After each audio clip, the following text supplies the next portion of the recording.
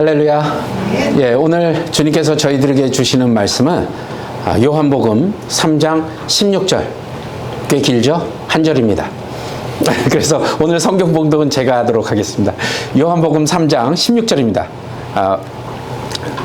하나님이 세상을 이처럼 사랑하사 독생자를 주셨으니 이는 그를 믿는 자마다 멸망하지 않고 영생을 얻게 하려 하심이라. 아멘. 할렐루야. 다 외우고 계시죠? 혹시? 예. 여러분, 세상에는요, 수많은 기념일들이 있습니다. 혹시 생각나는 기념일 계신가요?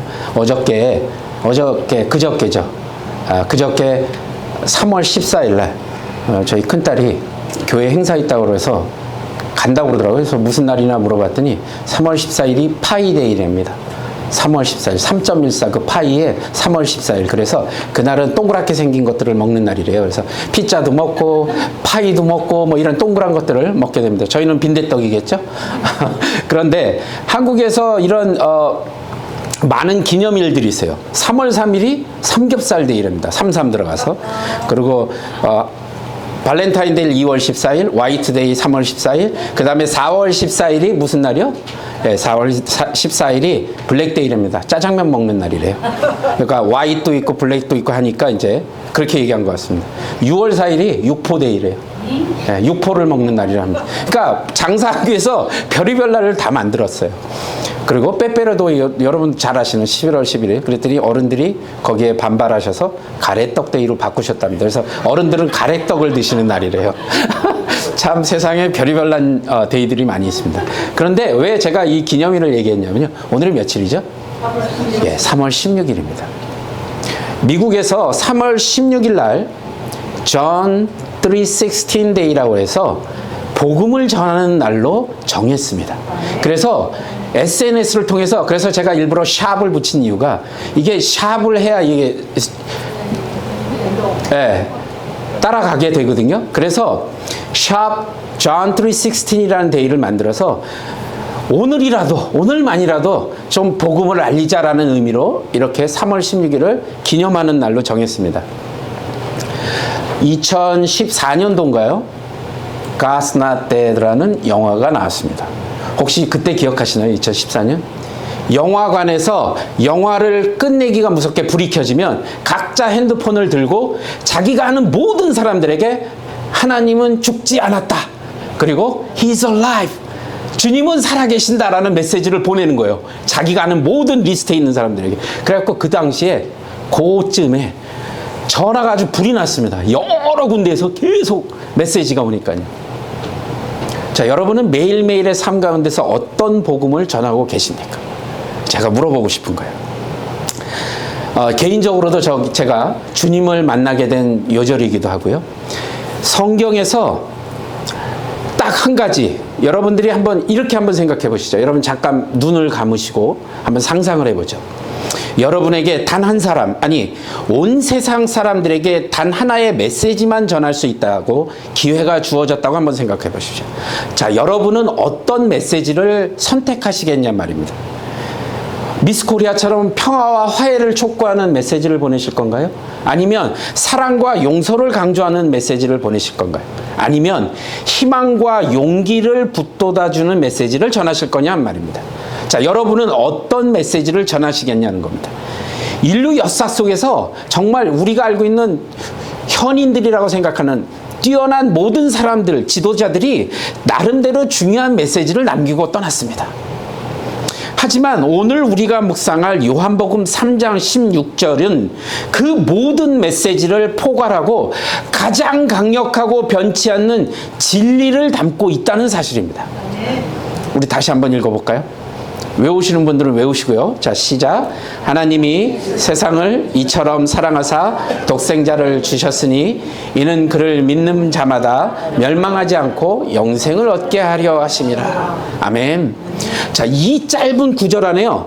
사랑도 있고 희생도 있고 믿음도 있고 그리고 영생도 있는 아주 놀라운 약속이 담겨져 있습니다. 자, 제가 그래서 일부러 글자마다 하이라이트를 다루었는데 하나님이 세상을 이처럼 사랑하셨다라고 되어 있습니다. 도대체 이처럼이 얼마나 큰 사랑일까요? 혹시 생각해 보셨습니까? 또 하나님께서 독생자를 주셨다고 하십니다. 독생자. 왜 하나님은 자신의 가장 소중한 독생자를 내어주셨냔 말입니다. 그리고 그를 믿는 자마다 멸망하지 않고 영생을 얻는다. 믿음이거든요. 그럼 믿음은 뭘까요? 어떻게 우리를 그 멸망에서 우리를 구원할 수 있냐는 말입니다. 그리고 영생을 얻게 하려 하십니다. 영생은 뭘 뜻하는 거죠? 그냥 단순히 영원한 삶을 사는 걸 말할까요? 아니면 그 이상의 무언가가 있을까요? 저는 너무나 잘 알려져 있는 요한복음 3장 16절, 적어도 크리스찬 기독교인들이라면 외우고 있는, 여러분들이 단 하나 외우고 있다 그러면 보통은 요한복음 3장 16절 핵심 메시지거든요. 자, 이 16절이 과연 우리들의 삶에 던지는 그 깊은 의미를 오늘 저와 여러분들이 함께 깨닫기를 간절히 소원합니다. 그래서 이 말씀을 통해서 하나님의 그 놀라운 사랑을 여러분 발견하시고요. 또 영원한 생명의 길을 발견하는 그런 귀하고 복된 시간이 되시길 바랍니다. 자, 첫 번째 구절 한번 볼까요? 하나님이 세상을 이처럼 사랑하사.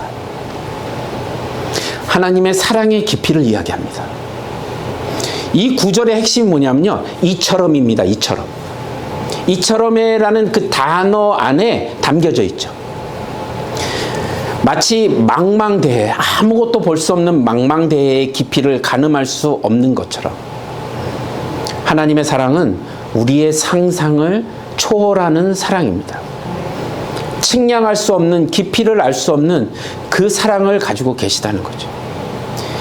여기서 이처럼은 그냥 단순히 많다라는 사랑의 표현을 넘어서요, 모든 것을 내어주시는 희생적인 그 사랑, 그리고 죄인까지 품는 무조건적인 사랑, 영원히 변치 않는 헌신적인 사랑, 바로 아가페의 사랑입니다. 그것을 의미하는 겁니다. 하나님의 사랑은 그냥 일시적인 감정의 변화나 자주 변하는 그런 변덕스러운 사랑이 아니라는 겁니다. 그런데 우리가 중요하게 생각해야 될 건 뭐냐면, 우리 보통 기도할 때 사랑이 많으신 하나님이라고 표현하잖아요. 아니요. 사랑이신 하나님입니다. 그분, 하나님 본질 그 자체가 사랑이신 거예요. 그래서 사랑이 많으신 분이 아니라 사랑이신 하나님이십니다. 그분을 떠나서는 사랑을 표현할 수 없다는 거예요. 그래서 여러분들이 사랑을 표현할 땐 그 사랑을 염두에 두고 표현하시기 바랍니다. 일시적인 감정이 아니고요. 그래서 요한일서 4장 8절은 분명하게 우리에게 선언하고 있습니다. 우리 함께 읽어보겠습니다. 시작.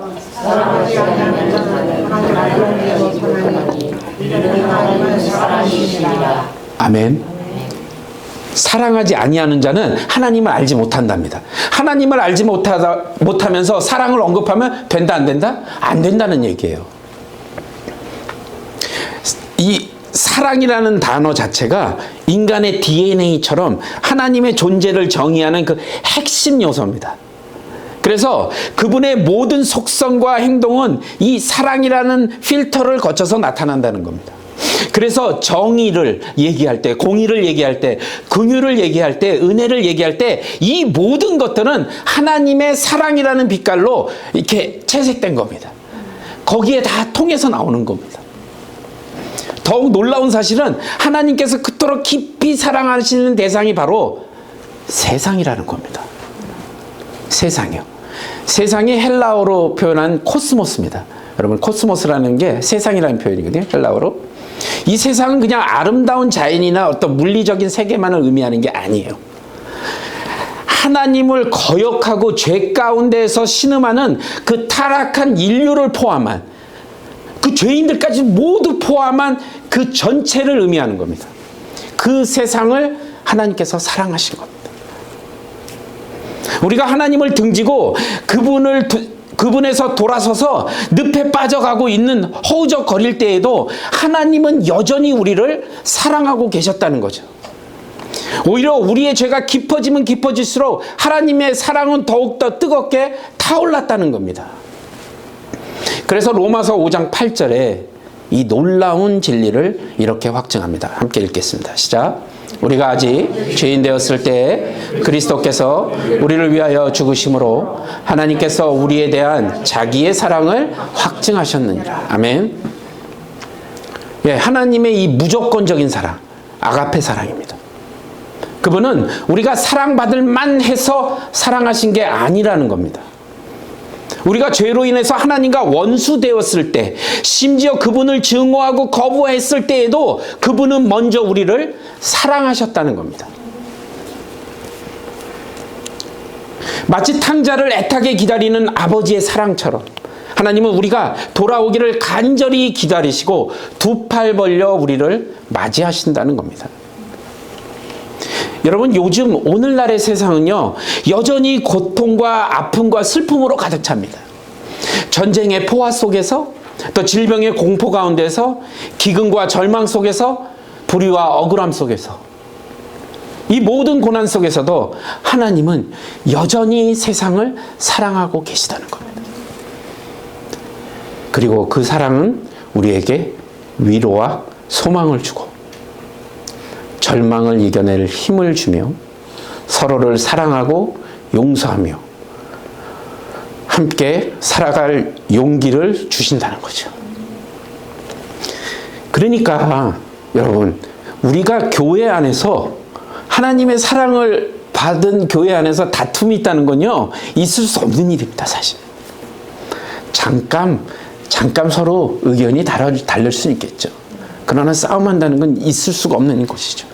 하나님의 사랑은 이렇게 추상적인 개념이 아니라 우리의 삶 속에서 끊임없이 역사하시는 능동적인 힘이라는 겁니다.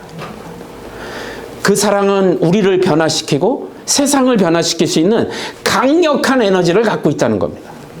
바로 그 사랑 안에 우리가 구원받을 길이 있다는 사실을 꼭 기억하시는 저와 여러분의 삶이 되시기를 바랍니다. 자, 독생자를 주셨으니 다음 구절. 하나님의 선물이죠. 하나님의 사랑은 결코 값싼 어떤 언어적인 유의나 공허한 외침으로 끝나지 않으셨습니다. 그 사랑은 우리의 이해를 초월하는 가장 적극적인, 극적인 행동, 가장 숭고한 희생으로 드러났죠. 그게 바로 그분의 독생자 예수 그리스도를 우리에게 주셨다는 사실입니다. 이 한마디 안에 담긴 깊이를 우리가 어떻게 헤아릴 수 있을까요? 여기서 여러분, 독생자라는 헬라어 단어는 모노게네스라는 단어를 썼습니다. 거기서 유래를 했는데 하나뿐인 아들이라는 그 뜻을 넘어서요, 그 안에는 유일무이한 존재, 비길 데 없는 가치를 지닌 존재, 또 하나님 아버지와 동일한 본질을 지닌 존재라는 아주 깊은 의미가 담겨져 있다는 겁니다. 예수님은 단순한 인간적인 영웅이나 뛰어난 예언자가 아니시라는 거예요. 그분은 아버지 하나님과 같은 본질을 지닌 영원하신 하나님의 아들, 삼위일체 하나님의 한 분이시라는 겁니다. 그래서 요한복음 1장 1절은 이 놀라운 진리를 이렇게 선포합니다. 함께 읽겠습니다. 태초에 말씀이 계시니라. 이 말씀이 하나님과 함께 계셨으니 이 말씀은 곧 하나님이시라. 아멘. 예수님은 창조 이전부터 하나님과 함께 계셨습니다. 하나님과 동등한 권능과 영광을 누리셨던 분이십니다. 그분은 시간과 공간을 초월하여 영원히 존재하시는 창조주 하나님 자신이십니다. 그래서 하나님께서 독생자를 주셨다는 그 의미는 예수님의 성육신이죠. 그리고 십자가의 죽음, 그리고 부활이라는 그 믿을 수 없을 만큼 놀라운 사건 전체를 아우르는, 주셨다는 의미가 그겁니다. 바로 하나님은 자신의 가장 소중한 것을, 우주 전체보다도 더 존귀한 것을 기꺼이 우리를 위해서 내어주신 분이라는 겁니다. 우리가 어떻게 이해를 할 수가 있을까요? 아브라함이 자신의 아들 이삭을 제물로 바치려 했던 것처럼 하나님 자신의 아들을 우리를 위해 내어주셨습니다. 하지만 아브라함에게는요, 대체물이 있었잖아요.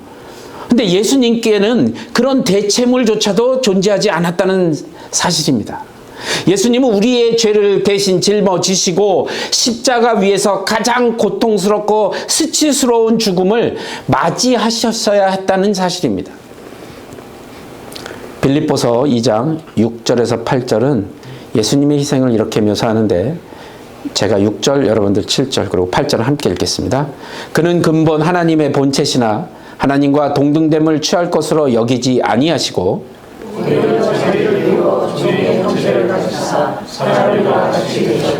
사람의 모양으로 나타나사 자기를 낮추시고 죽기까지 복종하셨으니 곧 십자가에 죽으심이라. 아멘. 예수님은 하늘의 영광과 존귀를 스스로 포기하시고 가장 낮은 자의 모습으로 이 땅에 오셨다는 겁니다. 죄 없는 그분이 죄인들과 함께 고통을 받으시고 멸시와 천대를 받으시며 결국 십자가에 매달려 죽으셨다는 사실입니다. 십자가 위에서 예수님은 우리가 받아야 될 하나님의 진노와 심판을 홀로 감당하셨다는 사실입니다. 그 고통은 우리가 상상조차 할 수 없을 정도로 컸다는 것이죠.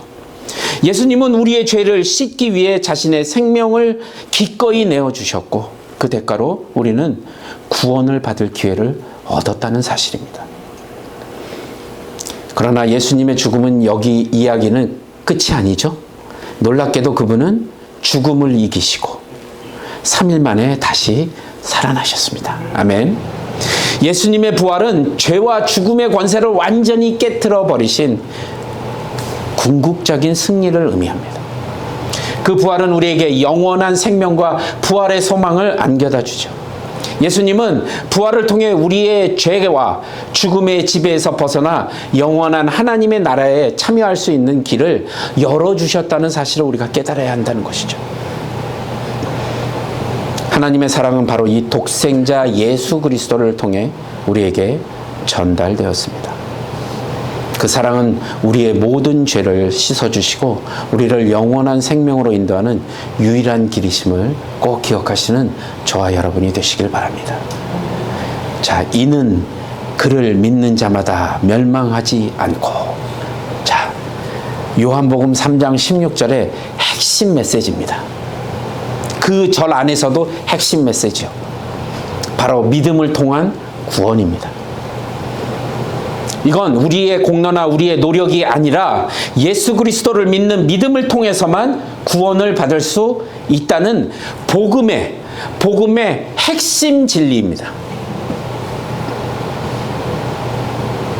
이것은 종교개혁에 불을 지폈던 5가지 솔라 혹시 아시는 분 계실까요? 오직 믿음으로라는 솔라 피데, 이 강력한 외침과 맥을 같이 합니다. 값비싼 예물을 바치거나 엄격하게 율법을 지키거나 어떤 선행을 쌓는다 하더라도 우리의 스스로의 힘으로는 결코 구원에 이를 수 없다. 그걸 말씀하신 겁니다. 오직 그리스도를 향한 믿음만이 우리를 죄와 죽음으로부터 자유롭게 하고 하나님과의 관계를 회복시켜준다는 의미입니다. 여기서 믿는다는 단어는요, 단순히 그냥 머리로 이해하고 예 동의합니다 이런 뜻을 넘어서 마음 깊은 곳으로부터 예수 그리스도를 신뢰하고 의지하고 그분께 우리의 삶의 전체를 온전히 맡기는 것을 의미하는 겁니다. 헬라어 피스테우오는 지적인 동의를 넘어서 전적인 신뢰, 헌신, 그리고 충성을 내포하는 단어입니다. 여기서 믿는다는 그 단어가요. 마치 험한 바다를 항해하는 배가 튼튼한 닻에 의지하듯이 우리는 예수 그리스도라는 굳건한 반석 위에 서서 우리의 모든 것을 걸어야 한다는 겁니다. 그래서 야고보서 2장 17절은 이와 같이 행함이 없는 믿음은 그 자체가 뭐라고요? 죽은 것이라 라고 경고하고 있습니다. 진정한 믿음은 반드시 삶의 변화를 동반한다는 겁니다. 여러분의 삶이 지금 변화가 없다고요? 다시 한번 생각해 보십시오. 예수 그리스도의 말씀이 들어가고 그 믿음이 생겼는데 우리의 삶이 변하지 않는다면 여러분이 지금 뭔가 잘못된 길로 가고 있다는 생각을 하셔야 된다는 겁니다. 진정한 믿음은 반드시 삶의 변화를 동반하고요. 마치 씨앗이 땅에 심겨져서 싹이 틔우고 열매를 맺듯이 우리 안에 심겨진 그 믿음의 선한 행위라는 열매를 통해서 그 진실함으로 드러나야 한다는 겁니다. 하지만 우리의 행위는 구원을 얻기 위한 조건이 아니라 구원받은 자로서의 아주 자연스러운 결과라는 겁니다. 그러니까 행위로 구원을 받을 수 없다. 맞아요. 그런데 행위는 구원받은 자들이 자연스럽게 하는 것들입니다. 근데 그걸 못하고 있다면 문제가 좀 있다는 거 아니겠습니까? 에베소서 2장 8절 9절은 이 진리를 아주 정확하게 선포합니다. 제가 8절, 여러분들 9절. 너희는 그 은혜에 의하여 믿음으로 말미암아 구원을 받았으니 이것은 너희에게 난 것이 아니요 하나님의 선물이라.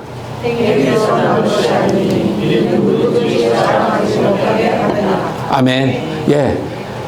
하나님은 우리를 너무나 잘 아세요. 이 구원이 우리가 잘난 척한 거로 얻은 거면 얼마나 세상에 떠들고 다니겠습니까? 그죠? 하나님은 그걸 아시고 구원은 우리의 자격이나 업적이 아닌 전적으로 하나님의 은혜의 선물이심을 기억하십시오. 우리가 아무리 노력한다 해도 하나님의 은혜 없이는 단 한 발짝도 구원에 다가설 수 없습니다. 오직 겸손한 마음으로 하나님의 은혜를 구하고 예수 그리스도를 믿음으로 받아들일 때 우리는 구원을 얻게 된다는 것입니다. 그래서 죄가 우리와 하나님 사이를 가로막는 아주 거대한 장벽과 같죠. 죄는 우리를 하나님으로부터 분리시키고 영원한 멸망으로 이끌어간다는 겁니다. 여기서 멸망은요, 단순히 육체의 죽음을 넘어서 하나님과 영원히 분리시키는 것, 또 영원한 고통과 절망을 의미합니다.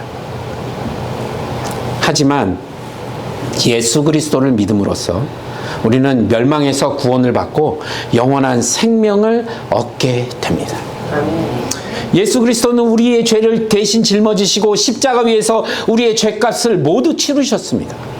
이제 우리는 그분의 공로에 힘입어 죄 사함을 받고 하나님과 화해하며 영원한 천국 시민이 될 것입니다. 사랑하는 여러분, 지금 이 순간에도 여러분의 마음의 문을 두드리시는 예수 그리스도의 음성을 듣기 바랍니다. 그분께 여러분의 마음을 활짝 열고 여러분의 모든 죄를 고백하고 그분을 여러분의 구주로 받아들이시고 영접하시기 바랍니다. 예수 그리스도를 믿는 믿음을 통해 여러분은 멸망에서 구원을 받고 영원한 생명을 얻게 될 것입니다. 자, 영생을 얻게 하려 하심이라. 마침내 우리는 요한복음 3장 16절에서 가장 빛나는 약속, 영원한 생명, 즉 영생의 약속에 이제 도착했습니다. 이 약속은 단순한 소망을 넘어서 우리가 겪는 모든 고난과 슬픔과 죽음과 공포를 완전히 초월하는 궁극적인 선물입니다, 여러분. 영생은 그냥 단순히 오래 사는 것, 그게 아니고요. 시간적으로 영원히 존재하는 것을 의미하는 게 아닙니다. 만약 영생이 고통과 절망과 죄악과 이런 가득 찬 삶을 영원히 반복하는 것이라면 과연 그것이 축복이겠냔 말입니다. 여러분의 삶이 그렇게 영원히 그렇게 반복이 된다면 축복일까요? 아니잖아요. 그래서 요한복음 17장 3절은 영생의 본질을 이렇게 정의합니다. 함께 읽겠습니다. 시작. 영생은 곧 유일하신 보내신 자 예수 그리스도를 아는 것입니다. 아멘.